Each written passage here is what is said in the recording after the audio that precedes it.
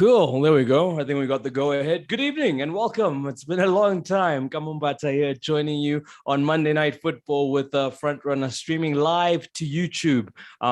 We couldn't ignore the calls for us to kind of give you a snapshot of what the people we know think of what's currently happening as far as African football is concerned. And I say African football because in the wider context, it was a big Champions League and Confederations Cup weekend as far as cap commitments are concerned. So we'll be speaking largely about that, reflecting then on what's been happening in the Nedbank Cup, looking ahead and looking at the results that were. And of course, Hugo Bruce has now discussed and let us in on his plans for Bafana for those two games in Europe this month. So a lot to unpack.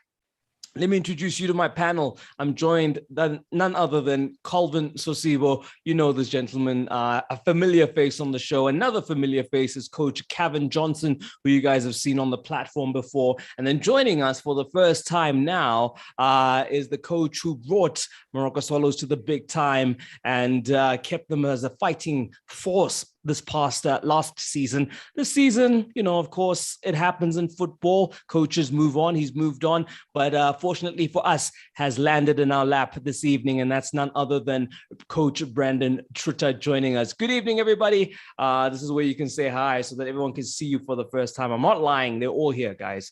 Good evening. Hello. Good evening, Hamza. Good evening. Thanks for being on your show. Thank you, gents. Thank you for joining.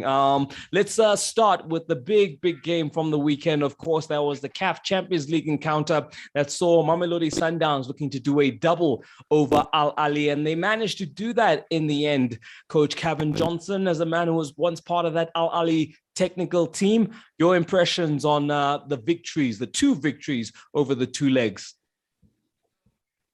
Hamza, again, I thought... and I said this before, it would be very difficult for Ali this year because everybody else had improved their games or improved their team. And yes, Sundowns had proved that to us. They did a good game in Egypt, and they did even a better game in South Africa. I thought this past game they kept the ball very well, even though it says that Ali had 60% of the ball possession and things like that. I don't think that's a good reflection of the game. But when I look at the way Sundowns played and how they set up their stall, I thought they did a very good job on Ali, and they scored the goal through a set piece, which we thought that Ali would probably try and score against Sundowns. But in saying that, I don't think Ali was a big threat. They didn't have the right personnel on the team on the day. I thought they could have maybe selected a different back four in order to allow Ali Malul, and the right back was his first game in a Champions League. So I thought he was very naive to come to South Africa, but they could have played someone else who had more experience there, I think. And then of course in the middle of the park you played three defensive midfielders, which is El Suleya, Hamdi Fati, and Aliou Dieng. They're all very good players, but there's no one that could say go. You know what I'm saying? There's not really one of them. You only had Afsha, who normally goes forward, and then you had Percy Tau on the one side, and you had I think it was the young Egyptian on the left hand side, and you had Sharif up front. But for me also, I thought Percy Tau is a very clever player. But coming to South Africa, I thought you could have done a better job, my opinion, coming off from the bench. Right. Because you know, South Africans, when they play against another South African, especially when he's an international, they put that little effort in. And they bring out the Kasi idea to kick you, to bump you. And when you look at what Andile Jali did, there was one tackle where Percy Tau thought, no, I'll be a little bit more composed. Andile Jali just came right through him. Didn't hurt him or anything, but you know, just the made fact him feel his presence. Yes, Percy Tau. Don't look at this. So I thought with Percy Tau having the intelligent player he is, I think he would have made a bigger impact coming in when a who was playing left back, when a Lila K is a little bit more tired, and not start him against a fresh Lila K, but start him against a little more tired Lila K. And then he could have done his thing, because then Lyle is freedom. I'm going. But now you bring a fresh Persitao in, it's a different story. Right. That's my opinion. And they could have maybe stole a draw and gone back with less frustration that they have now. But I thought Sundowns, different team, different attitude. Yeah. In the later parts, as far as Sundowns, Hashim Domingo was excellent. He could have put a goal in his name, but a little bit shy for me, not being composed enough. But Peter Shaulile, I warned them about Peter Shaulile before, and you only had really in one moment you had Andile Jali, who was in the middle. They had 2 10s. They had Hashim Domingo and they had Zwane, who were playing as 2 10s, and they had behind him they had Mvala and Andile Jali. So the midfield, what I thought they were clever how they played against them. Yeah, played the midfield, and then of course Sundowns, Lila K goes and Morena was going and Madao was going as well. So you have 2 players going up and down there all the time against one Ali Malou, try and keep him back, and they did that for a while, but they made a good job. And then the biggest plus they had on the day was Kennedy. Kennedy's so clever. He's really, you can see he's an African player. I mean, an AFCON winner, you know what I'm saying? Right. So he done the job very, very streetwise. And you had the 2 center backs was I'm trying to think now. You had who playing center back there? You had Daruk and you had what's his name? Yeah, I mean Onyango as well. Brian Onyango. Brian Onyango and Daruk. Right. Brian is like a brick house. But Daruk is very clever. He's improved so much since he's moved from Maritzburg. Unreal. He's really, really improved. And you know what also I liked about Sundowns is that they were so comfortable on the ball in very, very little spaces. Very small spaces. They were very comfortable on the ball. And that gave the Egyptians a little bit of a time. Okay, now I hear you, Coach. I hear you. Well assessed there. I mean, Calvin Sosibo, we're hearing a lot of the talk from, Coach Pito saying that, listen, guys, I'm all complaining, but our schedule is a hectic one. We're playing high-level games all the time. He couldn't even remember who Sundowns had played in the Nedbank Cup. Sorry, my Tai FC. But, he was kind of just making the parallels, saying that, we're not the same. And he obviously didn't have as fresh a team, as fresh a squad coming into this one. Something Coach Mangaba was able to say and agreed with that. Listen, probably they played a lot of football. Does that come into it at all? And how much does it help both sides that this is still the group stages? I guess you could say that there's less at stake at the moment for now. Yeah, true. Good evening to the viewers. I think, it's true. AlAhly has been the busiest of both teams, which is Sundowns had more rest. So they had more fresher players on the day compared to AlAhly. But again, with AlAhly having more games in their belt, it also means that they are more sharper than the Sundowns that has been off for quite some time. Which what I saw from the game, I think more than what actually made the Sundowns to be on top of their game, I think the planning was up to scratch.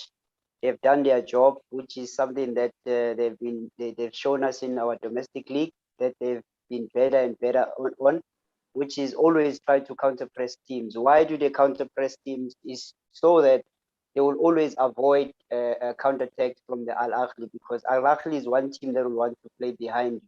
But within that, with Mangoba and Steve, all the 3 coaches managing that, being able to understand that for them to get a goal, it's always going to be them wanting to play from a fast counter press. So having a counter press and not allowing those guys to quickly play behind them, they minus the space in front of them.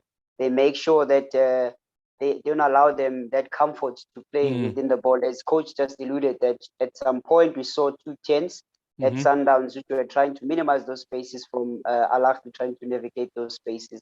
I think it was well planned, and the best principles that were applied on the day, which is a defensive principle, which is Sundowns' rest defense was quite superb.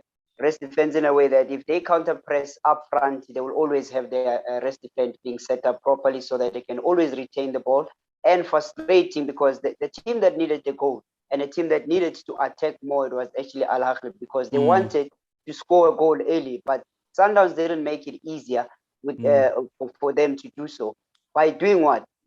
Maintaining a ball retention, having more position on the ball, and also minimizing the spaces in between the players, not allowing that space at the back. As coach also has pointed out, that Kennedy Mooney was the one that was a pillar on that team, because his command and his experience and knowing how to handle the game, it has shown that with that Sundown team being led by such a senior player, it made things difficult for them, which is, I felt for me, that Ali looked a little bit lethargic, and they didn't have clues in terms of how they're going to attack Sundowns at this point. Okay, no, for sure. Once again, top tactical analysis there from Calvin Sosibo. I'm just trying to see Coach Brandon Trutter is connecting to his audio. Coach, I'm hoping that you can hear me. We're speaking about this Mamelodi Sundowns team. Obviously, now doing a 0-0 over AlAhly will build confidence like nothing else. But let's just talk about where this team is. You know, you've had the opportunity to be watching them. You've played against them. Now you've been watching them. Is this a Sundowns team that's evolved and is you know, now in the image of the three wise men and no longer the club and the team of Pizzos? Are we seeing a Sundowns that are betting in to this new regime with these displays and the confidence about which they go about doing their jobs? Welcome. Yeah, welcome. Apologies for disconnecting and having technical problems on my side. No worries. Look, Sundowns is just on another level. I'm a bit worried that the gap between Sundowns and the rest of the league is getting bigger. And some of the clubs are just happy to be where they are. Looking at the match this weekend, it was such a high level that you can actually see that we as South Africans are coming short. The three wise men, personal friends, are doing a fantastic job. And this is what you get when you go with continuity. This is what you get when you have a plan that you are following. Coach Pitso left a very good team there behind, and this guy's Coach Mangoba was with Pitso so long. Coach Rulani came in as a youngster, learning from them. And Coach Steve has been around the block that the experience he have, you can't buy. So putting all that together in one pot, you're bound to get something cooking that's really, really fantastic. But yeah, the team has grown. The team has grown tremendously under these three coaches. They've made strides. They set the bar in South Africa so high. I'm just happy that we can, as South Africans, compete with the Northern Africans, and we are getting to that level. But it's only Sundowns at this stage, and we is the rest of the teams. You understand? That's the thing, Coach. I mean, on that point, do you think that maybe some teams and a lot of teams maybe hide behind the resources excuse? You know, they'll look at Sundowns and be like, yeah, that's all because of the money they have. I mean, you've alluded to the fact that it's planning, it's continuity, principles that can be applied to teams with a smaller budget. Why do you think we don't see it as much? Exactly. Look, that's always going to be the excuse that we're going to look for. But I'll tell you, if you are a coach that's worth your salt, you can actually formulate a plan that can compete with them, because tactically, the coaches that can compete with the three of them. Financially, yes, maybe not, but it should not be excuse. If there's a clear goal, a clear road plan, if there's plans in place, if there's departments in place where we can scout for decent players, get the players before Sundowns go after them. setting a clear identity, a philosophy. Look, for me, it's football is a philosophy. You understand? It's not about the system that you play and stuff like that. It's about what you can get out of your players. And I just think some of the coaches or some of the teams are missing that. We are so out of the 16 teams in the league, we find about 13, 14 clubs playing the same structure, playing the same football. Our football is not evolving.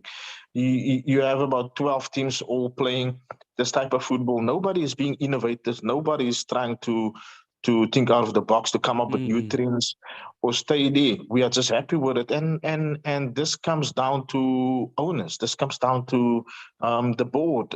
This comes down to supporters as well, being patient with the coaches that's there. I mean, we're having Pirate supporters calling for Coach Mandla and for Coach Fadlu to be fired. They just come off a 3-0 win from the Confederations Cup. And you come back and you face this, the same. I can tell you so many stories about my situation as well. So I just think as a whole, as South Africa, the football fraternity, we need to grow and be so far behind. Hey, that's such a sad state of affairs. Go ahead, Coach, because I guess I want you, and whatever you say, to also help me understand how teams can close that gap. That gap was closed, Hamza.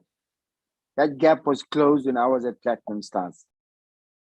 The only thing, and I said that at that time as well, what we had the best that no other team had in the country was the facility. And the group of players we had there. We lost the league to Kaizer Chiefs with 1 point. Yeah. And that 1 point, I still, as the coach, I still look for it because I know I had the 1 point. Someone took it away from me. You know what I'm saying, Calvin? I hear you. That point away from me. I should have won the league that year. But I came second, and we did it with an ordinary team. Yes. What Brandon is just saying now, he was with me. He was on my field for that year as well. He will tell you, we won that league because we had a plan, and the plan was 4 years in advance, and we came second. We knew if they had kept, and the following year they sold the team. Yes, if you remember well, they sold the team. Yeah. So that it works. What Brandon is saying, it works. What I'm trying to tell him is that yes, we have to be South Africans, and we have to give coaches more time. We have to listen to them, because doesn't win the league.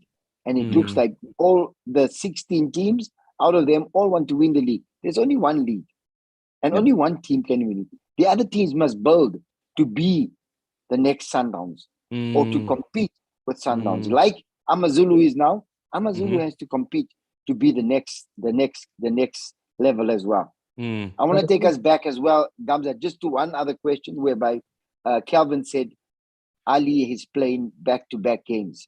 No, Sundowns is also playing back-to-back games. Manchester City is also playing back-to-back games. Those players are also playing. But we're saying the quality of the opponent, though, Coach, is that the back-to-back games. This is just Coach Pizzo saying that his schedule is a bit more hectic. Mataitai FC versus Pyramids FC.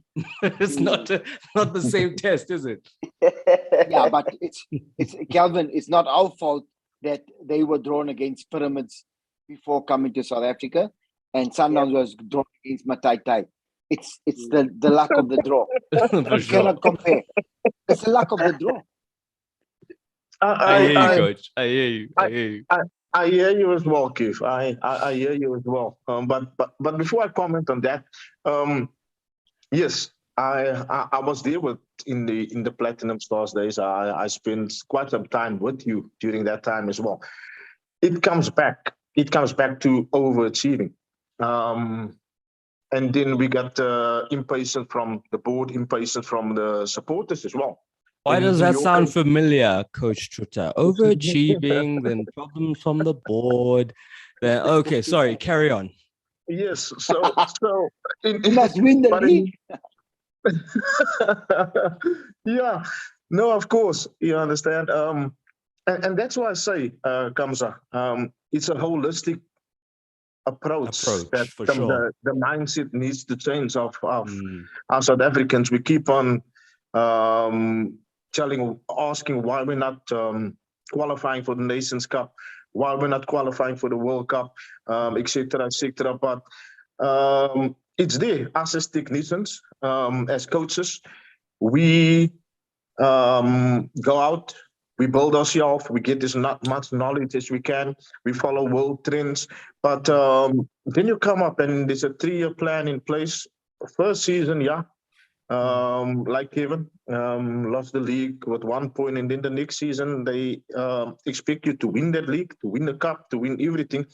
And then you deviate from the plan, and then it's just chaos. You understand? So, yeah. yeah, normally when the foundation is right, the building, everything will be stronger. We keep on comparing ourselves to the world beaters, the Europeans, the Brazilians, but even the Brazilians, the academies, the amount of football pitches, the football on the beach, it's still 12 to 11 It's a at night. Kevin, lifestyle. yeah, It's a yeah. Kevin lifestyle. was Yeah. there walking around 12 at night in Brazil, so he knows. Mm, So so all this, it's we are just too far behind, but for we need to sure. look at the top. We keep on talking about grassroots football, et cetera, but it starts at the top. It starts at I the hear top. If you. there's no clear plan, we are never Mm. going to be there. I mean, Calvin Yeah. Sosibo is someone who's an aspirant coach and, obviously learning that, like planning and putting your ducks in a row is part of the job. And then you hear this. How does that make you feel in terms of where you're headed on your own career path and presumably some of the challenges that you're going to meet? It seems to be that, club chairmen sometimes don't buy into plans so much. And then you got to balance that whole thing of if you overachieve, not being expected to do more than you did. I mean, are you sure you still want to be a coach?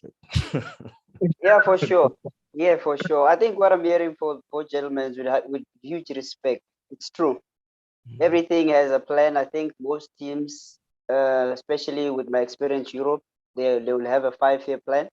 Where I said when I spoke about it the last time, where you have a building phase, and then you have a stage where a team now is matured, and then you have an expiry stage. Meaning by expiry stage is those players that will be fringe players that will be leaving the team, or the ones that the team wants to make money out of. And then again, you go back again, just a little bit, just to go back one step back.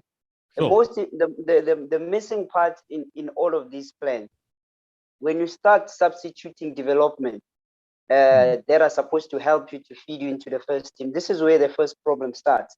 So you cannot have a plan when you do not have a base. When Mr. Truter just spoke about it now in terms of foundation. That foundation that is talking about is the development that has to feed into the first team. So if you do not have quality players that are coming from the development, and then how are you going to get those players matured and then being able to keep the same philosophy that the coach is talking about? And for you then to say in 5 years' time, this is where we want to see you.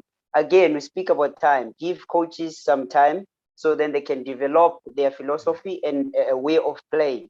For them to compete, they will always going to need time on their side. But if there's no time on their side, they do understand it's a business, there's money involved, and there's a status that it's at stake. But at the end of the day, if with everything, for you to win the league, you need time.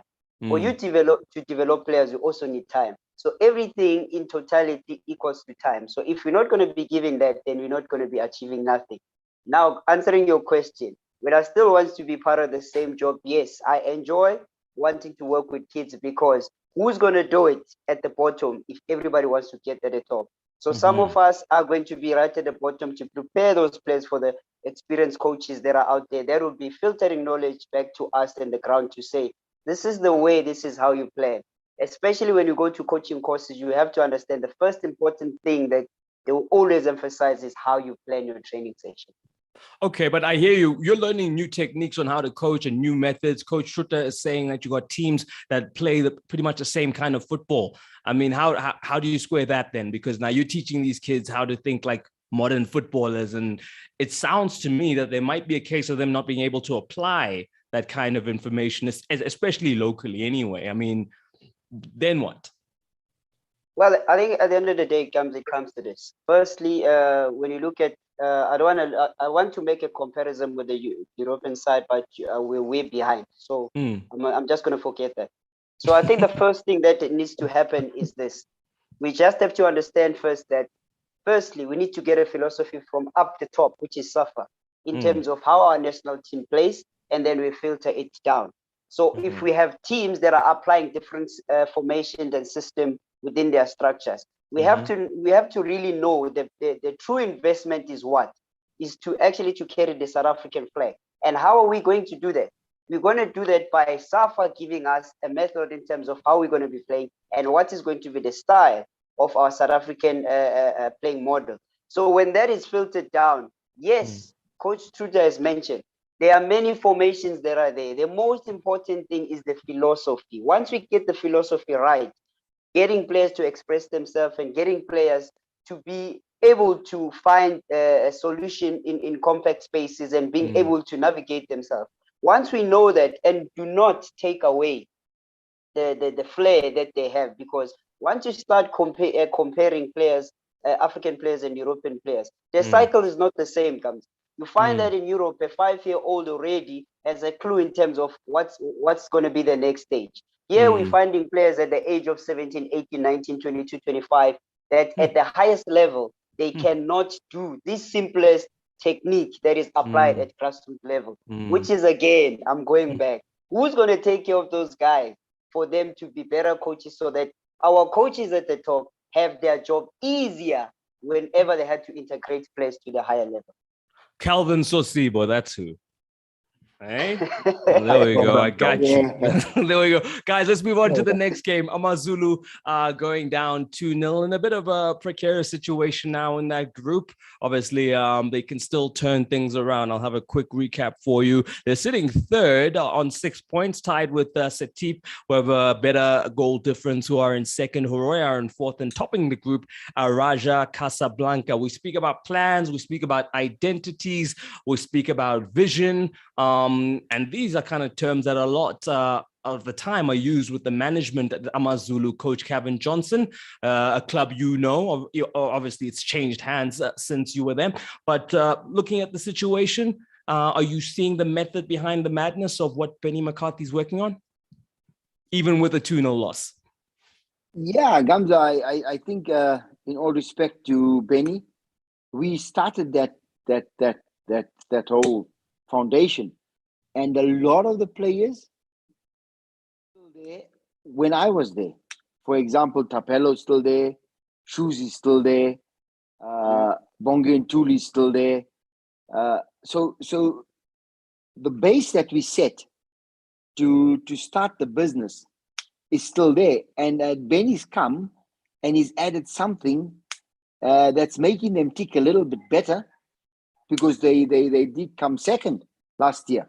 So they've tasted what CAF is all about, and hopefully I pray that they're able to get out of this group stage, because in front of them is 2 North African teams, and that's the most difficult thing to have in front of you.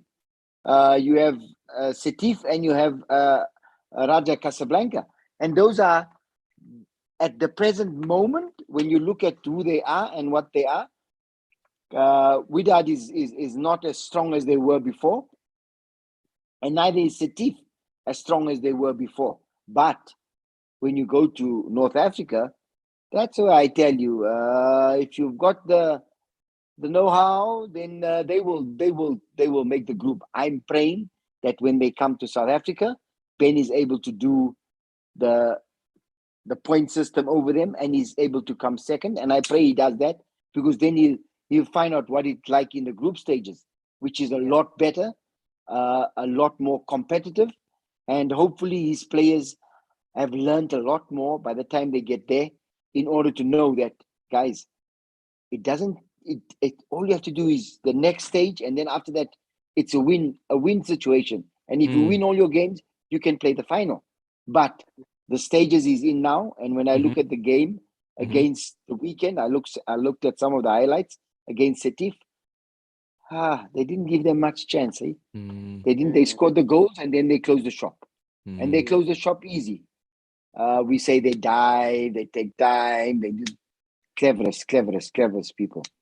But then you would have learned, and hopefully, I hope he comes second in the group so that he can make it to the next stage of the competition. Okay, Coach Truta, I mean, we speak about, having enough of a squad for being able to challenge on all these different fronts. Is Amazulu's depth maybe just being kind of exposed in these scenarios where you don't have enough off the bench or in your squad to keep performing at a regularly high level every week? Look, before we go there, I also think that their fate is in their own hands. Coming to South Africa, coming to Amazulu, it's also going to be tough for them. At the end of the day, they have players that can turn it around. I think Mamela's having a fantastic season in Africa. I think he's been in the CAF team of the week twice already. So you have the likes of Matsuru and Tule, guys that can actually turn it around. So yeah, I think their fate is in their own hands. Coming to the size of the squad and the depth of the squad, we alluded earlier, or we mentioned earlier, that Coach Putso mentioned this as well. I have a different mindset or a different outlook on the depth of the squad or the quality only. For me, it's about it's not about having the best 11 on the park. It's having the best in the position available. So now you get all number ones in that positions available. And that boils down to fatigue. That boils down to the recovery. That boils down to the strength of a medical department. So it's another department which we are lacking. I'm thinking so far ahead that football is simple. But we overcomplicate things and we speak too many things than actually facing the problem. Fatigue is there. How much time do I have between the next games? What protocols do I need to follow? What supplements is there? What do they need to eat? Where's the nutrition? Where's the recovery? Where's the ice baths? All of this plays a part. You understand? And I think we are neglecting and we take it for granted, all of these things that I'm talking about. So if you look at City, if you look at Liverpool, if you look at Sundowns, even for that matter, who rotates maybe once a month, their players, it's always the first 11, the best 11 on the park. So that doesn't boil down to the size of your squad or the depth in your squad. It boils down to the best players, because we have the big teams in Europe that are having 18 players, that are having 22 players maximum in their squad, and they're under Champions League. They go through a 40-game league, and then there's cup competitions as well. While you find the same players, 90% of the players playing week in and week out. Why? It's because of they respect what they are doing. They respect their protocols. They respect how they treat their bodies. I mean, if you have a 8 million rand Ferrari, put the wrong fuel in there and see how far it goes. Yeah. So yeah, and this should be the mindset. I don't think we're at that level of professionalism from our sports people, from our sports persons in South Africa. Different other codes maybe, but football, not yet. Maybe we're looking at the more senior guys. We're looking at look at Vuyomeri, look at Cheeseboy, look at Matsuru, look at Bernard Parker. It's only at this stage, 33, 34, 35, that they realize, hey, I'm coming towards the end. Let's look a bit better after myself. And now we see how they reap the benefits. Now, all of a sudden, there's longevity. They're playing better. Everything now, at that stage, they only realize that. But I think that's what I'm saying. It's not about the depth. It's how you manage it. There we go. Okay, well, two coaches you've already alluded to, Coach Tuta and Fadlu Davids and Mandla Nligazi, oversaw a good victory for Orlando Pirates in the CAF Confederations Cup. Pirates currently sitting atop of their group. And I guess, another opportunity on the table, Coach Kevin Johnson, for them to win some silverware and looking good in the group stages. Tougher tests lie ahead, but, just how we had Chiefs had the Champions League run, this could be that kind of ember for Orlando Pirates, considering the prospects in the league. And obviously being dumped out by Marumo Gallants in the Nedbank Cup on penalties. That was so. But in saying that, I think we all look at it and we watch the games, Gamza, and we see them going very, very well in the Confederations Cup. And yes, I think they have the personnel on the pitch to go right through. They have the personnel off the pitch in Fadlu and Mandla. I think they more than capable of taking the team to the final. The problem is we spoke about this before, Hamza, is that Pirates seem to be a cold or hot beer. They blow hot and cold all the time. Calvin, why are you laughing? What beer is that? I want to but try this is how I was taught when I was growing up in the township. They say you like a hot beer. You're blowing cold and hot every now and then. but in saying that, Calvin, you're laughing. Sorry, coach. Yeah, completely a different kettle of fish, and I would hate to be Mandla or Fadlu at the moment, because one moment a player is so high and he's playing so well, and it comes back to what you say, Calvin, how you teach the players to be at the highest level, how we teach them to do the right things, and then the same player the following week does exactly the direct opposite, and you ask yourself, where, how did it happen? And this is what I see happening at Pirates a lot of times. They play against a smaller team and you see them making very, very bad mistakes. They press completely wrong. One will press, the other will stay. Their rest defense is completely wrong. They're not going into the spaces. The number 10s are not moving. And then the following week, you see them play Royal Leopards, and everything is there. They're scoring goals. They go in. You can see they're happy. Everything is happening. Coach, on both occasions, are they carrying out the plans of the coaching team, do you think? Do you think when you see the Jekyll and Hyde performances, is that still the players doing what the coaches want, or is one case the players doing what they want, and the other case the players doing what the coaches want? Can you make that distinction? Hamza, that distinction comes back to me. It goes back to what Brandon said. The fatigue, the rest, the ice, the eat, the drink. What are you doing? You get what I'm saying? And when you look at it, okay, before the Confederations Cup game, I'd like to know what Pirates was doing.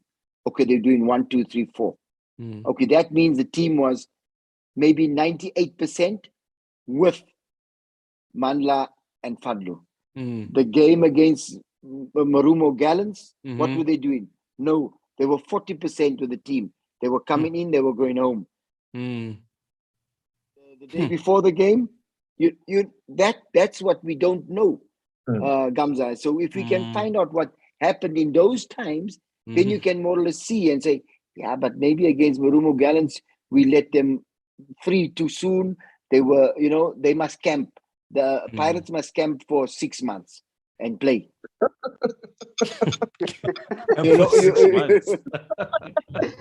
Disaster, coach. You understand what I'm saying, Kevin? I know. Comes up. Can I saw an article this week. Another Mm, Pirates player arrested. yes. Mm. Yep. Yeah. And I I've used respect for the coaches. I've used respect for Pirates. mhm, They hold a special place in my heart. Um, but when you have more than one, two, three cases like this in one season, something in the camp is not clicking. But I'm sitting outside here and I'm also thinking, what um, what could it be? You understand? Kevin just said something as well. Camping for 6 months, you'll go crazy. You will go crazy. Once you are out, you lash out. You go and do funny stuff that you miss, and you get into trouble. So it's all about revisiting. It's like Kevin said, revisit. See what went right. See what went wrong. See what we got right. See where we can improve. But if these cases come up more than once, I mean, if a player gets hamstring pulled 2, 3 times in a season, you have to look at his training program. You have to mhm. revisit it. And now we're having cases like this within the team. Could it be man management? Could it be the camping too long? Could it be the players don't have a social life as well? Because principles of performance tells you that it can't just be go, go, go, go, go, train, train, train, train every time. The social aspect, the professionalism, the life in football, the life outside football, it all plays a part to perform. But socially and professionally, we need to marry the two together to get the finished product. Yeah, no. So anyone who's just tuned in and not sure what we're referring to, Nkanyiso Zungu, the Orlando Pirates player who's been suspended. It seems to be that there's a domestic violence charge looming over the player, allegedly anyway, at the moment. So it kind of does speak a little bit, Calvin, to a bit of a culture problem. It's not the first time we had issues around Mango earlier in the season. I mean, is it one of those scenarios where sometimes the coaches are just trying to be kind and nice to the players, and that in a sense gets taken advantage of? I mean, are we seeing a scenario like the one that's been alluded to at Man United under Ole Gunnar Solskjaer, where it was just maybe a bit too relaxed and things were up and down, and you have coaches coming in now trying to fix that? Is there a cultural issue, do you think, at OPFC? For me personally, my opinion is that I think it's personal lifestyle.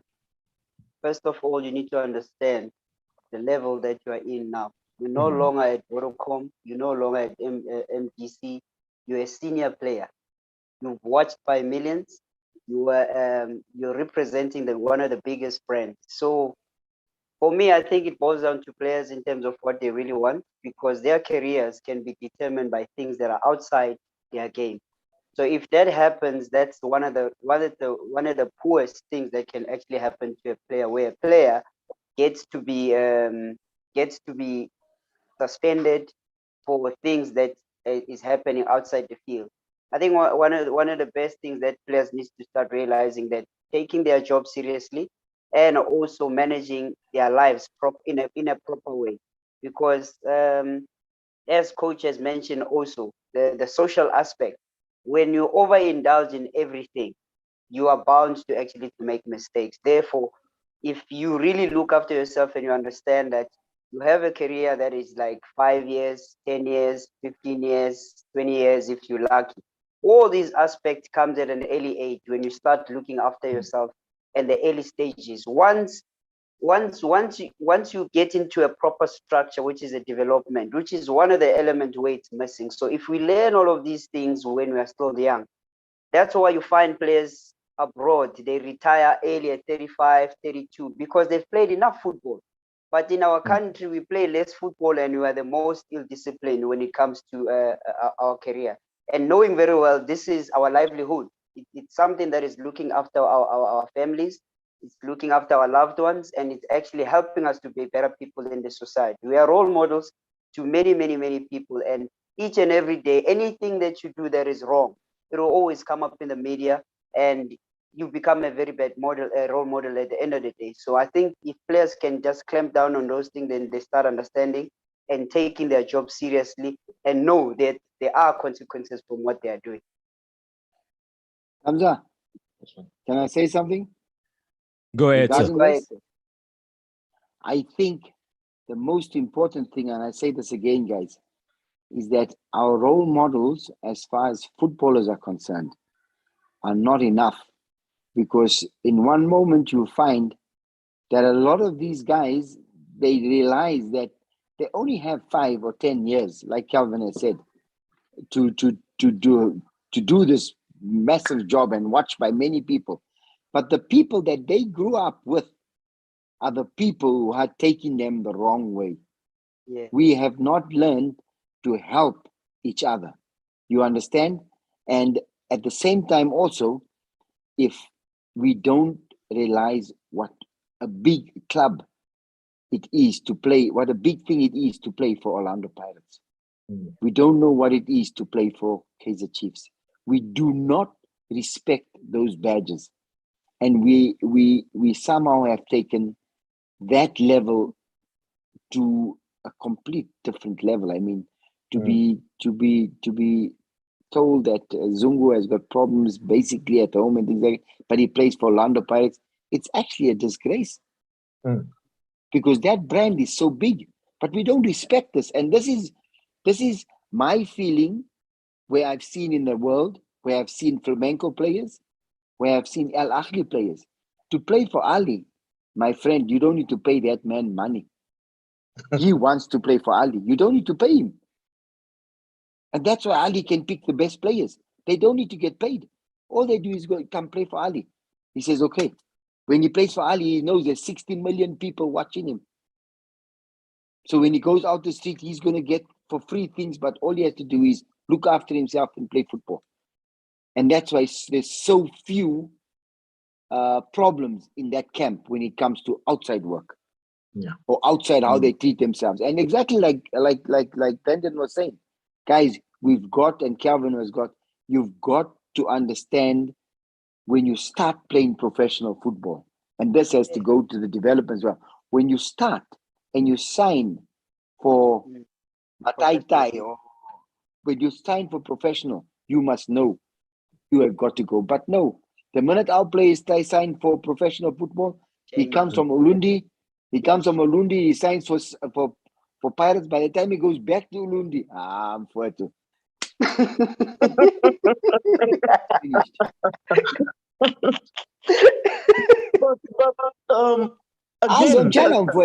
Again, Kevin. I'm telling you. Again, Calvin. This is where Calvin and him comes in. I don't think we take development that seriously. Well, that is the most important part.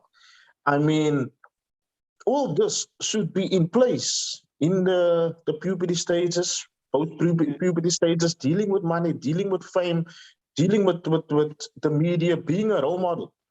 All of this should have been in place. And then they come up, I mean, in the PSL now, and you've been there, and I know what I'm talking about. A player of 22 years old, when he's played 10 games in the PSL, he has made it. His mindset changed completely. It's cars, it's a social life, it's media, it's TikTok, it's everything. 10 games in the PSL. And then you need to show a bit more respect. You're talking about respecting the badges. I remember it being like that in the years gone by, when everybody wants to play for Chiefs, Pirates, Sundowns, all these big teams. But these days, the mindset has changed so much. I mean, a 23-year-old back then was so much mature, knew what he wanted, more disciplined. A 23-year-old now is a spoiled brat. And I'm being honest. They are so entitled after playing 10 games. They want to challenge Vuyo Mary. They want to challenge Cheese Boy, Musa Niatama. I mean, come on, man. What have you done in this game to have that type of attitude and that mindset? And when you correct players, there's another thing. when we speak about it, Kevin, when we actually coach and we want to have the team playing a certain way and have a structure in defense, in attack, in position, out of position, wrist defense, whatever.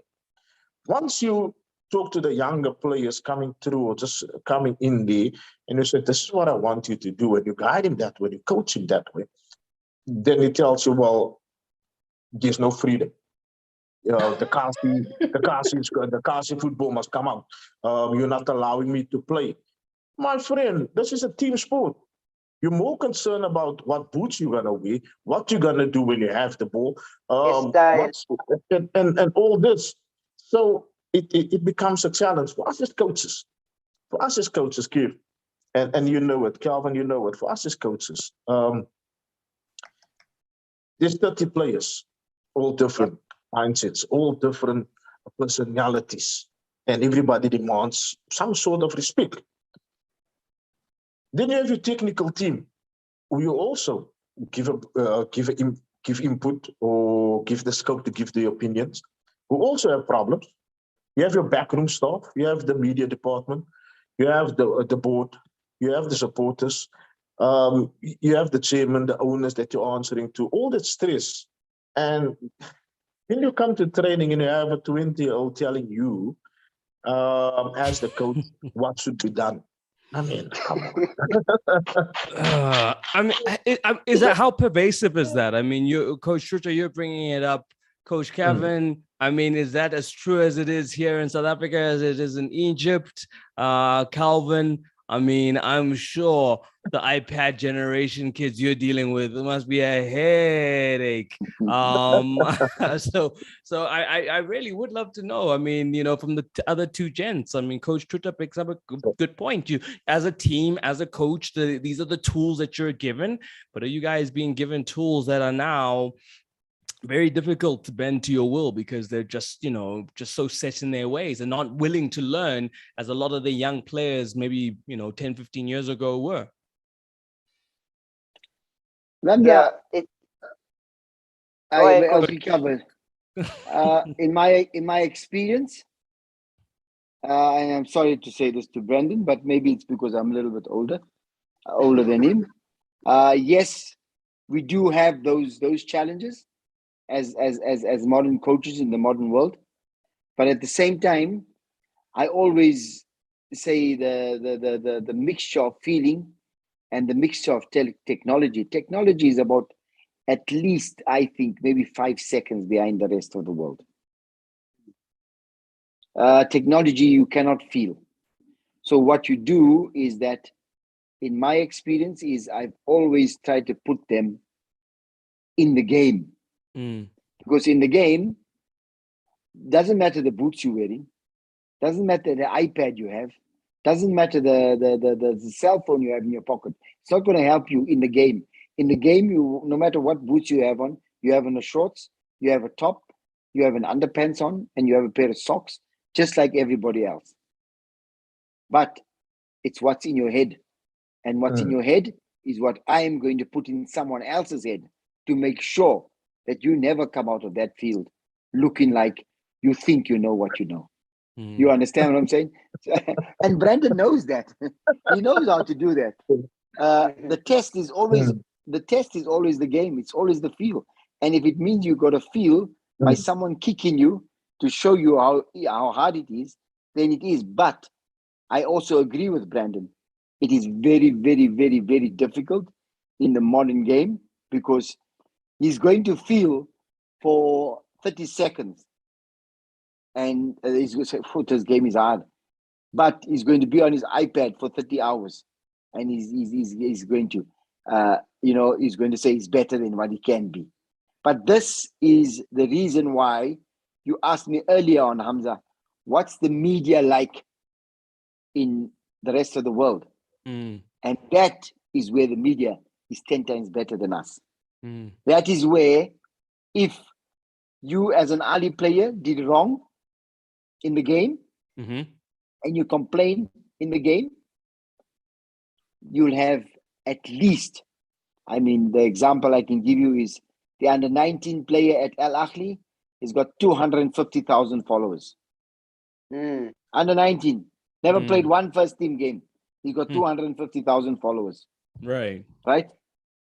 The same player when he moves to the first team, 1.5 million followers. That's at Followers. 19. Wow. But if he's not in the team within the first 3 months, those followers, the same followers, are going to turn. You're not a good player. You this, you not that. Understand? Yeah. Yeah. So they hold your feet to the fire, coach, is what you're saying. They are on them all the time. They are on them all. Those players cannot walk in the street.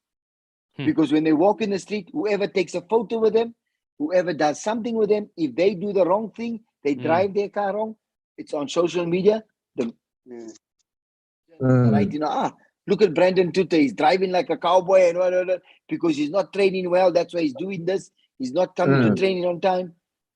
So they always keeping them on their toes. So what yeah. they do, they come to day. training. They train properly. They go home. They don't go anywhere. So you know what I'm saying? They Focus. kept. I mean, if you see a Pirates player at 12 o'clock at night, anywhere he's not supposed to be, I take a selfie with him. I put it on the Pirates website. Look where your player is. You're snitching, coach. So they snitch up there in the north. They don't care. That's what they do all the time because they know you're not supposed to be here. What if you're playing tomorrow? Yeah. We got a game tomorrow. You got to train. You got to do this. You got to. The normal public knows players could be out this time of the evening for having supper, but this time they should be home. They are professionals. Yeah, they're getting paid a million Egyptian pounds a month. They're getting paid. They're getting paid to drive. You know what I'm saying? Hamza, we're talking about our big guys earning 900,000, $1.5 million, but 12 o'clock on a Saturday evening, you'll see a big Range Rover riding around. Yeah, Range Rover that is. What's he doing in the street that time of the night? Ish. And that's the pressure. That's the pressure we need to put. I hear you, coach. So I mean, are the kids at a young age feeling it, or are we in for many more years of hurt? You know, I mean, are we kind of just putting on the same conveyor belt, the same mentalities, the same kind of kids, the same kind of teens who are going to become the same kind of adults? How do you see it on the ground there? On my team, the guys that I'm busy with, I think they're on the good hands, warm hands, because I'm one coach that doesn't take it. I don't take it. Everything that I've learned through my career, I'm trying to apply to them so that if by any means, because the luckiest part is that I'm working with students. So it's at the primary school level and also at university level. So all those principles that I'm trying to embed on them, it's just so that they know in any field that they're going to venture into, they need to understand the first thing: you respect time, respect yourself, respect your body, respect what you are talented about. So when you know your talent and it's been nurtured well, it's been watered well, you need to produce at the end of the day. But if you still caught into two minds, it's not going to work for us. So for me, it's always about having to timekeeping, staying neat, respect what you are doing, even if it means other people are driving the other direction. You need to know what you want, because I don't force anybody to be in a space that they don't want to be in, because the most nicest thing about the sport is it brings people together and it has so much value. It teaches you so much values because you find people that are coming from different backgrounds. So when you have that, you have an opportunity to teach people and make them to become professional at an early age, because this is where I've seen we're missing that space whereby kids at 18 already they should know what time is it. If they do not know what time is it, when they need to sleep, how they need to eat, how they need to train, how they need to prepare for the exam, what needs to be done, where are they going to get a chance to do it, where now it matters most, because it's all about now when you get into the higher stage, it's about the bottom line. So if the business doesn't make profits, they will cut you off. As same as in a PSL, if the same thing, if you don't deliver, you can be a rising star that is coming from a development, but once you get to a different level, you need to start understanding that you being integrated there, I was fortunate enough that amongst the players that I've played with the Chiefs, they've welcomed us well and they taught us the ropes. We had the Shoes Mushe, the Tabo Muki, the Patrick Mabedi, the Derek Spencer. We all had those players around us. They told us early, listen, you're no longer a superstar here where you were playing at the development level. Now this is first team. Do you understand what does it mean to play for this team? To wear this kit, what it means. So from that early age, we understood that this is how you need to behave. If you go to Chiefs, there's 2 dressing rooms there, Kamza. 2. There's for juniors and there's for seniors. You always want to fight to be on the right. Where on the left? On the left is where the senior players are. On the right, this is where the juniors are. This is when you know when something goes wrong. When Bobby steps down from the office, he goes to his left, not right. So we know that there's something cooking. Immediately, Bobby leaves there. One of the senior players will come to us and tell us, you youngsters, you're too relaxed. If you're going to replace us, this is not the way how you're going to do it. We are almost close to the line. What are you going to bring to the club? Then they will show you. There's the trophies that we brought in. What have you done? Boils down to that. Gents, before we move on to Nedbank Cup action, I've got a question here from Mumedi Twane, who's watching on YouTube. Big ups to everybody who's joined us live there. Thank you so much for joining us again. Welcome back. He wants to know from you guys, what do you think is wrong with Gabadinho Mango and Pirates coach's relationship? I mean, it's not making sense to have such a player who did well at AFCON and have him not feature for Orlando Pirates. What could be happening there? Anyone willing to? I wish I knew. To the seniors. I'll give it to the seniors. Then the young one will answer at the end. Look, Coach Strutter? I think Mango have always had this bad boy tag on him. It's not something new for me. If you look at Wits, if you look at his previous teams as well, he had outbursts like this. So I think that's down to his personality. Well, then it boils down to the coach's man management skills as well. How you manage a type of player like that. As a coach as well, you always have to keep your eye on players like these, so that you can know the trigger points. You understand? But the performance he gave at AFCON, I think they felt coming back to Pirates, I should be starting. And then it didn't start. And then all of a sudden he was in the news again. So the outlet, what is his outlet at the moment? I think the man management of the coaches or his mentors should be looking at that factors, you understand? Yes, he had a very good AFCON. But all the players at Pirates is also very good players. And those were the players the coaches were working with and the coaches felt deserved to play. I mean, I think both coaches did, and the thousands of supporters all have different 11 that should be starting. Right. So it's down to respecting their decision and to put your head down and keep on playing. That's what I'm saying. Good AFCON, but the coaches at the end of the day. But that personality of Mango is not the first time. We need to look at the outlet and the mechanisms in place. Kevin and Calvin alluded to it as well. Coming up to the pro level, what mechanisms is in place for these youngsters to deal with that million supporters now telling him it's because of driving like that at night. That's why you're not playing and turning against him. So, yeah. Thank you. I mean, it's been alluded to, Calvin, that it's a lifestyle-related problem. I mean, we saw with Aubameyang, the moment he kind of became disruptive, they moved him on very quickly. Is that maybe what Pirates need to look at doing? If you're not going to have players who are going to, adapt their lifestyle for the betterment of the team, do you then move him on? And maybe, that window has kind of been missed a little bit because you would have wanted to kind of, get the interest in him hot off a hot AFCON, and that might die down by the end of the season. But how do you solve the Mango problem? Well, I think for Mango, it's all about having to manage him. He's a big asset to Orlando Pirates. a well-motivated Mango, a Mango that is prepared to play, a Mango who will always give you goals, always create for a team, and he'll always fight. His attitude is of a warrior, but I think he has transferred that into the wrong stage, which is now it has become the nightlife. This is where now he's more aggressive on it. Because why? A tendency of a player, speaking from experience, when you're not playing, and every time in training session, the coaches will tell you, they know this, we speak on the corner.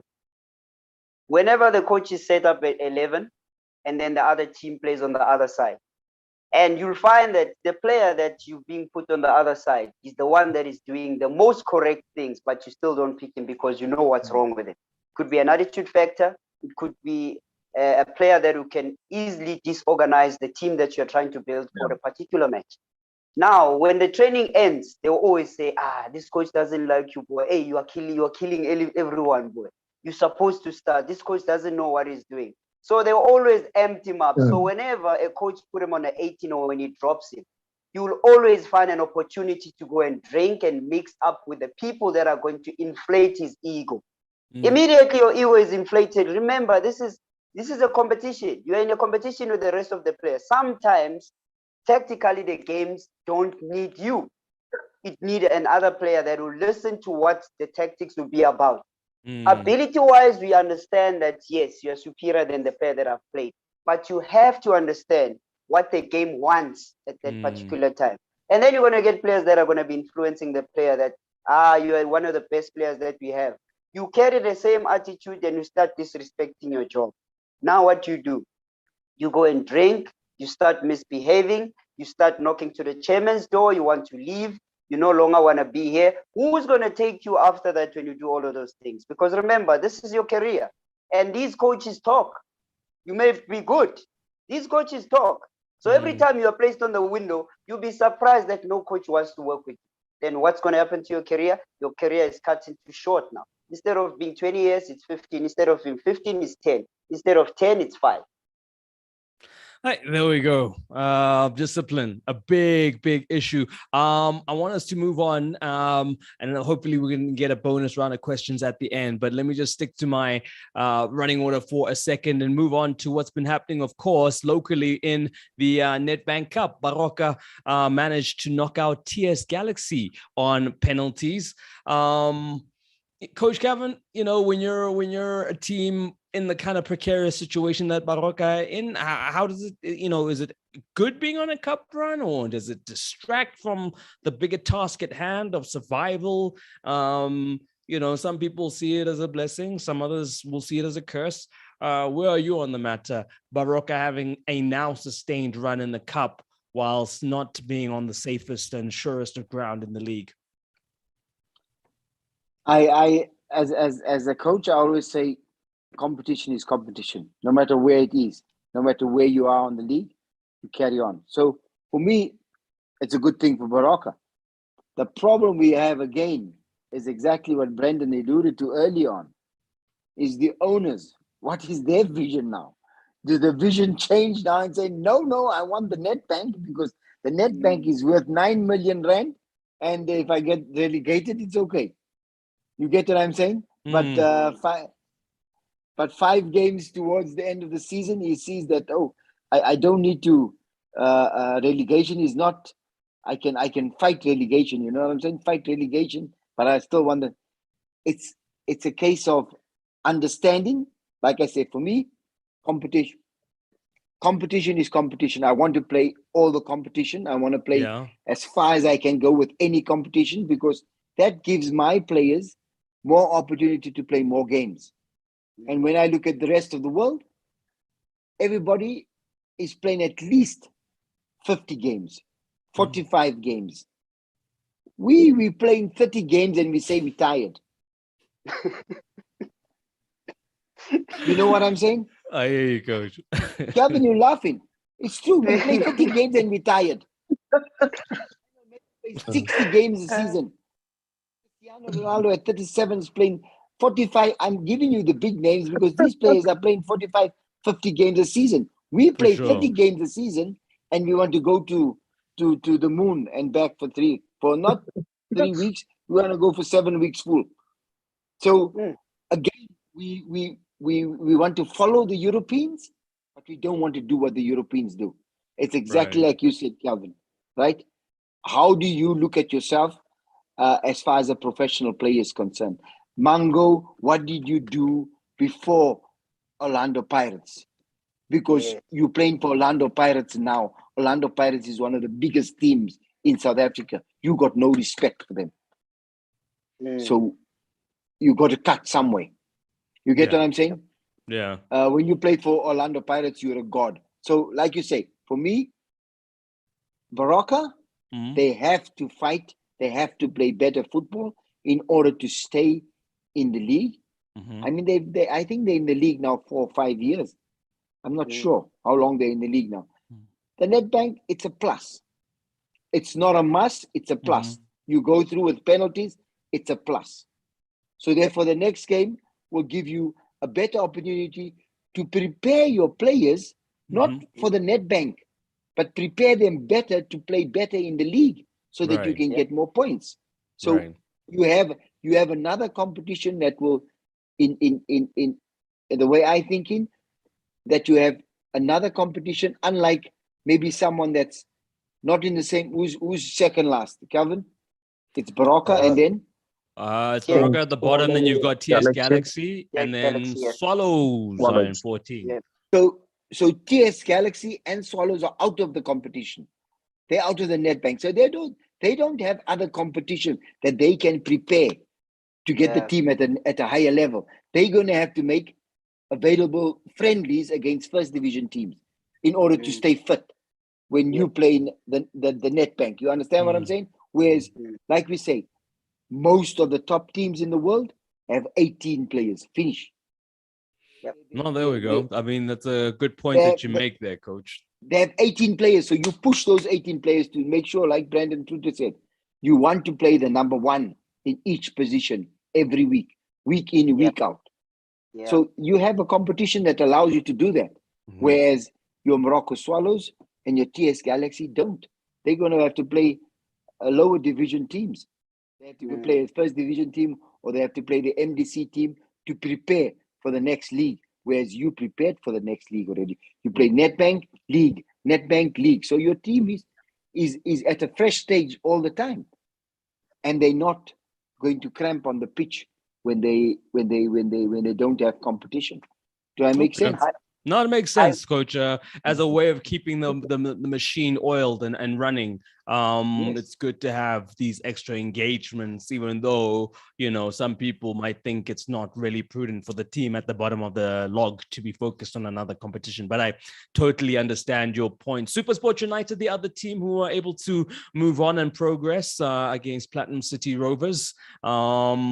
Coach, I mean, for Coach Caetano Tembo, Coach Truta, I mean, is this one where he needs to kind of just bring something together as far as, just for his own, I guess, accolades, personal accolades? People looking at him at SuperSport United, figuring he's not going to win the league. He's got to give the owners something. Is Yeah, this a good opportunity for him? yeah, no, definitely. I think for Caetano as well, he's been consistent. The finals over the number of years he's been there, and he's brought in trophies as well. I think for a team like SuperSport as well, it's actually surprising that they actually in the last two, 3 seasons became a selling team, selling off their best players. They were winning the leagues and winning all the cups under Petso, under Gavin and all that as well. They held on to that players. But SuperSport is, I think they're in a transformation period at this moment. Caetano has been in charge for a number of years now, so I think he delivered the MTN 8 or what was it, the Telkom, not so long ago. So for SuperSport getting a trophy this season, I think for Caetano it will be very good as well. Caetano very good coach. He was my roommate for 7 months as well on the pro license. So yeah, for my good friend, I really wish him well and hope he wins the cup. Yeah, there we go. They're up against TTM in their next game, Calvin. Considering their pedigree and considering just how well this team have been together or how long this team has been together, do you fancy them over TTM? Yeah, definitely for sure. As coach has alluded to, I think for personal glory for Caetano, I think winning this would just sum up everything that they've been through because they've been hitting a slump. They've been going up and down. But I think just him winning this cup will actually bring back the motivation to the team and also prepares him that in the plan that he's working on, because you can see that they're missing like key players that they've sold, so they need to go back to the buffer again and then try and get not maybe the same players that have left them, but have a buffer to get those players back to fit into the same system that he's developed. He's not new to the system. He's been there long, since in the time of Thomas Madikhaku with Pito. So he knows the ins and outs of this team. Principal gentleman, understands what he wants to do with the team. I think for me, playing this next game for him, I fancy him doing well on this game. And it's a matter of time, maybe they start ticking. And this is the best time away. If he can win this cup, it's just going to erase most of the bad results that they've been having. And coach, what chances are you giving Clinton Larson's led Dynamos against Mamelodi Sundowns? That's the next game for Coach Larson. And just to bring you up to speed as to the rest of the draw, Gallants OK are taking on Baroka FC, whilst Royal AM will host the University of Pretoria. Coach Clint has a tough job on his hands. Yeah. Look, Clinton has done very, very, very well with his team. Yeah. He's actually, I think, is in the same position like I just mentioned to you earlier about Baroka beating Gallants as far as where they want to go with the league in the Vodacom. Yeah. And Clinton is using this period as a preparation in order to win that Vodacom so he can go into the playoffs. That's his number one. That's his number one aim. I know Clinton to do that, and he said that. The fact that he's playing against Sundowns now even gives his team a better feeling for what the future will hold for that team if they go on from the Vodacom to the First Division to the Premier League. He's showing them maybe 2 years ahead of time what it's going to be like to play against Sundowns. Win or lose, but they're definitely going to come out and they're going to have fun. I know that's what Clinton does. He has a few ex-PSL players in his team, like Dion Makua that used to play for for Maritzburg, and he's got United. Sammy. He's got Sammy Defoe that used to play for me. He used to play for me at Amazulu. Sammy, he's a Ghanaian, and Andy Lezuke, right? You know, Zuke can kick also. Sandile can kick, eh? Hey, am I right, Calvin? Yeah. But they, besides kicking, that's just a joke.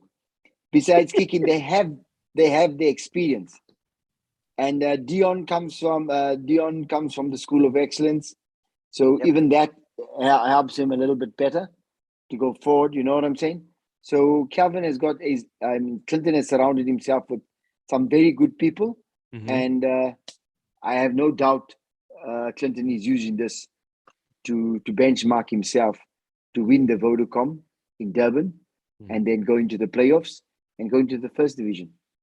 Okay, and then let's look at the other game that saw Swallows being knocked out by Royal AM. End of the road, Coach Trutter, for your former side. I don't think he wants to talk about that. He's just being an objective observationalist of what's happening in our local football. Nothing more, nothing less. Go ahead, sir.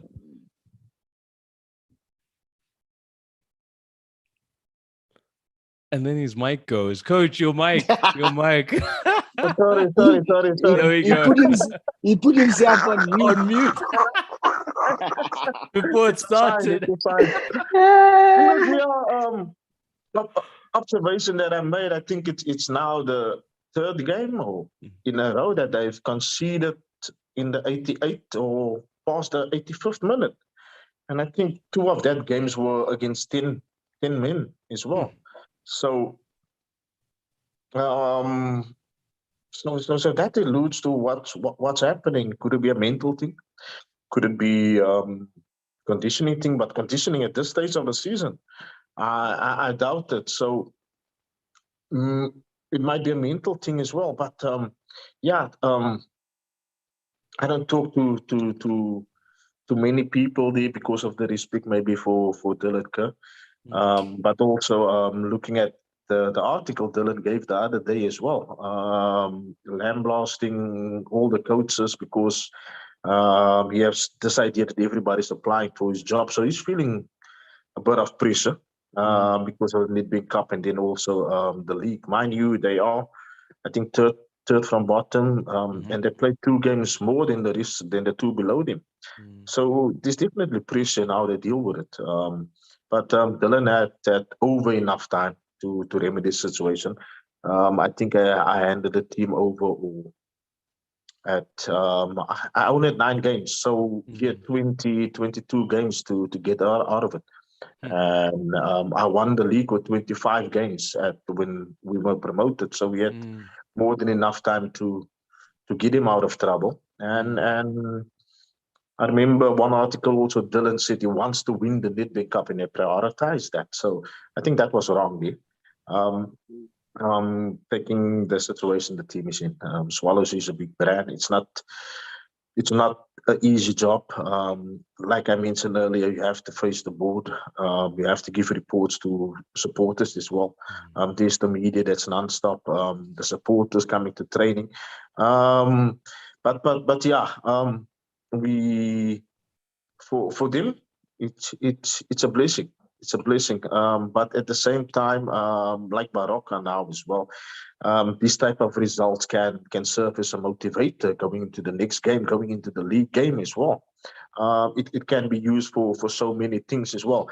I know there's a big squad at Swallows, and everybody's pushing to play, and everybody wants to play, and everybody feels entitled to play. So could have given some of the guys that weren't playing on a regular basis a run in the cup and maybe get the atmosphere, change the atmosphere a bit with having a happier squad because happy people delivers. And yeah, so it's a blessing in disguise. But Royal AM 1-0 two times in a row. I think it's in 2 weeks. Both games, 1-0 scorelines, and I've beaten them 1-0 when they kept the Dobson goal the last time. So yeah, Royal AM having a fantastic season. But yeah, there's a good base there. Celtic were playing fantastic football before they got sold. Exactly. They also qualified for Africa, and that impacted on this season. And then the next season they were out of it, which is the season, and now they're performing again. And John Maduka, the captain coach as well, very good coach. And there's a clear philosophy and a clear playing style when it was Celtic, and he brought that over to Royal AM.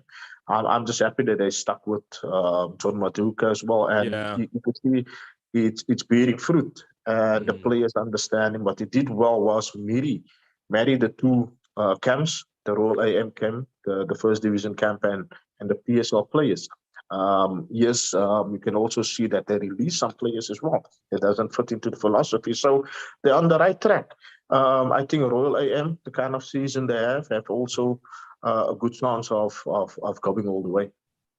No, there we go. And I think, not enough credit goes to Mamkhize, for not getting in there with that whole new broom sweeps clean type of mentality. She kept the continuity going at, that Bloem Celtic have built up into Royal AM. Okay, gents, as we head down the home stretch, we're going to now focus a little bit on Hugo Broos and his selection, Calvin Sosibo, for those 2 encounters in the EU this month.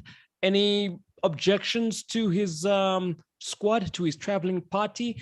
Any omissions, any players that you're surprised aren't in there?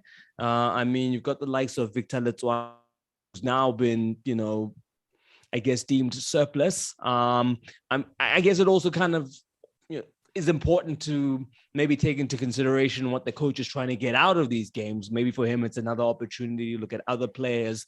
But for you, any glaring omissions from the squad? Yeah, not much. It was just that Victor Litualo that was omitted from the squad with 11 goals. I think for a goal poacher, you need such to build around the momentum also. Somebody that knows how to find the net. Yes, you might feel a little bit disappointed that is not being mentioned in the squad. But again, we have to trust in the coach's idea, what he's trying to do, and what he's trying to achieve.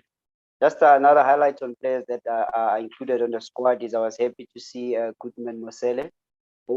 Hopefully this time he doesn't do what he did the last time when he's supposed to go to front. Now, I'm a very, very, very strong supporter of him. I think he plays good football, one touch, two touch football, good midfielder, has good ball retention, reads the game well, always find himself into last final thirds with his combination play.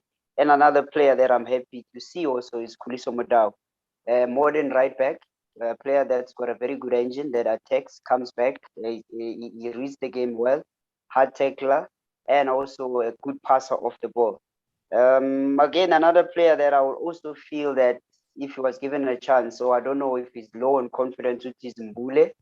I think he has done well for himself, but I think at this time, moving to Kaizer Chiefs, immediately that didn't happen. I think that also dampened into his confidence, and I would have loved to see him in the national team because I think they will make a good pair with the selection that the coach has made. So overall, I think it's a good squad. They're going to compete, and it's a squad that has a lot of energy.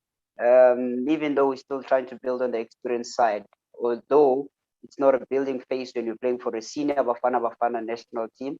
Where you build on the development side, 17, 23, 20. At this level, you're supposed to compete. Okay. Coach Kevin, what have you made of Hugo Broos's tenure? I mean, he strikes me as quite the, no-nonsense, not easily influenced. I'm just here to do my job kind of guy, which we, sometimes maybe haven't had at a national team level, an objective kind of individual who's not going to feed into what the clubs tell him to do. It's very much his own man and, has a plan for what he'd like to see Bafana become. Hamza, I have a little bit of a difference towards him. As far as coaching and things like that concerned, yeah, I haven't worked with him, so I won't be able to say. But my reason being is that why I say these things is that what are we building towards? I think we're building towards the next AFCON. We're out of the World Cup. Mm-hmm. We're building towards the next AFCON. And if I remember him talking in the papers about what he wants to make up his team of, and Calvin will be able to tell me that, I think in the media it was written that he wants his players to be between the ages of 20 and 25. Correct, coach. Am I right? Yes, you're right. Correct. So when I look at this team now, I think 80% of that team is 25 and older. Do I make sense? Yes, you do. So therefore, what was said is not being done. Okay, but can I just maybe come in there for 2 seconds? I don't know. I'm being optimistic. I don't know the ages, Kelvin. I got to look at it, and I've got to say, okay, let's. The Victor is the best scorer now. Correct. You're going to leave him out. How old is he? So you for me, when you build, you've got to build. So I'm saying is your team should be at least 70% players between 20 and 25. Does that make sense? Yes. Brakis, you see what I'm saying? And the rest I think should be the Kelvin wanted to experience. say something before I come in there, Kevin. Okay. Kelvin? No, coach can continue. It's already that's the point. Okay. I mean, he's making a point because just to point it out, Victor Litualo is 28 years old now. So to your point, coach. I hear you guys. I hear you. I hear what the coach said as well. although I think they are too quick to talk. Seriously, I just think some foreign coaches are too quick to talk. They promise you the world and then don't deliver. In Hugo's case at this stage, but telling the nation that you want to, he succeeded in bringing the average age down. Well done. But selecting players with limited experience in the PSL, selecting younger players to develop at international level, I don't think it's right what he's doing. Once we bring the average age of the PSL down, then there will be younger players to select. But you can't select younger players and then say I'm doing development, and then you fail to qualify for AFCON and for World Cup. But then you say, "Wow, well done, Hugo has brought the average age down." My man, what are we doing at international level? But I mean, what should be the model, Coach Trutta? Because the thing is, these are the materials he has to work with. Yeah, no, the model should become the best players need to play. Sipho Mbule is the best midfielder, one of the best in South Africa. I wanted to sign that boy many, many years ago. I wanted to sign him even now recently while I was still employed at off-season and whatnot. But he's not making it. Yes, yeah, one or two was in the news for one or two wrong things he have done. And we heard a coach say this and this about Sipho Mbule, but the boy, wow, he should be playing in Europe, seriously. But it's not in the select the best players to get the job done. Because at the international level, you have what, 2 weeks? 2 weeks to prepare for the next match. So what development is taking place at 2 weeks? So, but is he not then maybe experimenting then, seeing how far and wide he can cast his net? Yes, at what cost, Amazulu? Not qualified. They're friendlies. These are friendlies now. Moving on. These are friendlies this month. Yeah, well, that's what we're trying to, Brandon, that's what we're trying to establish now. Yeah. Friendlies moving on. What is his mandate is to qualify for the next AFCON. The AFCON is next is 2023. Well, they just played one now without us, Kevin. And we're not going to the World Cup as well. We're going to qualify for AFCON 2023, or is it 2024, the next AFCON? We might win the COSAFA Cup again. The next AFCON is 2023, and that's what we need to qualify for. Yes. No. So are you saying, Coach, we must judge him on the 2023 Ivory Coast AFCON? No, the 2023 AFCON Ivory Coast in the 2023 qualifications, he's got to qualify for that. But so if he doesn't qualify, he's failed. But leading up to that, he has to bring in players that have been playing. For example, and I say this in all respect to a lot of people, Sibusiso Mabiliso played for Amazulu 32 games in the PSL. Very, very good player. At 20 years old. Selected to play in the Olympics. He went to the Let's Olympics. not forget Semkelo at centre back, Kevin. Semkelo. Yeah. Yes. Okay. Yes. He goes to the Olympics and he plays half an hour to a player that played in the MDC all his life. What development have we got? That boy plays 32 games at 19 years old in the PSL. At the highest level, yeah. At the highest level. He goes to the Olympics and he plays 30 minutes to a player that played all his life in the MDC. Yeah. Kelvin? Agents. It's no That's another story, Kevin. Kevin, that's no throw-ins. No, but I'm saying this is where we need to guide Hugo to say, this is what you said. How do you get into line with this as close as possible in order to qualify for the AFCON 2023? For example, Bavuma over Ronald Williams. Bavuma is not playing, but Ronald Williams is playing. So when is he going to have a challenge? He needs to be in that Kaizer Chiefs team. Yeah. Yeah. He But that first team. I He needs hear to be you. wearing the jersey. Well, that's the Yeah, thing, coach. Apparently, Brandon Peterson, they did want him, but they were told that he's injured. They can't have him for this camp. That is what the coach came out and said. And he says Bruce has been in the mix. I'm going to keep him in the mix. He's still young. Or Yeah. well, Yeah, even If again, Brandon not. is injured, then it's fine. Then you got an excuse. No, What I'm I'm fine. saying is, you got to look at all those things and stay in line with what you said when you started. Don't draw another page now. You got to stay in the same lane. He mustn't shift Stay the in the same line. goalposts. No, don't shift the goalpost. You said you're going to bring in 20 to 25-year-olds. Where are they?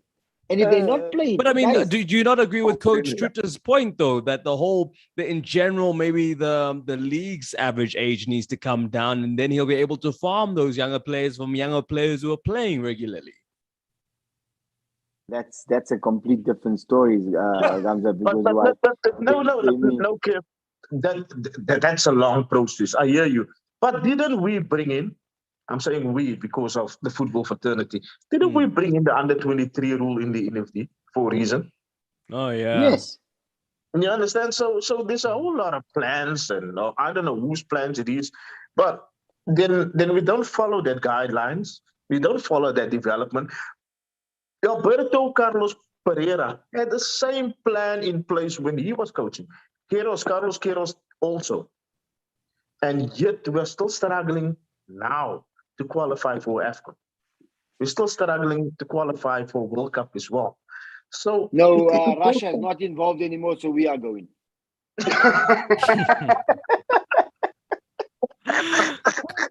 Coach Strutter, did Hugo Bruce ever make a stop by you?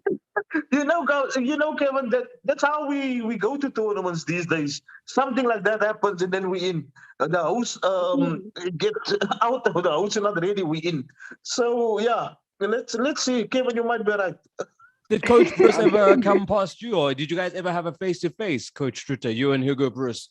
Did he ever come and see you? Or? Look, he actually complimented me in the media for the type of football Swallows was playing. They came to my matches as well, and that's the only conversation or the only contact we had when he said, we were playing the best football in South Africa at that stage.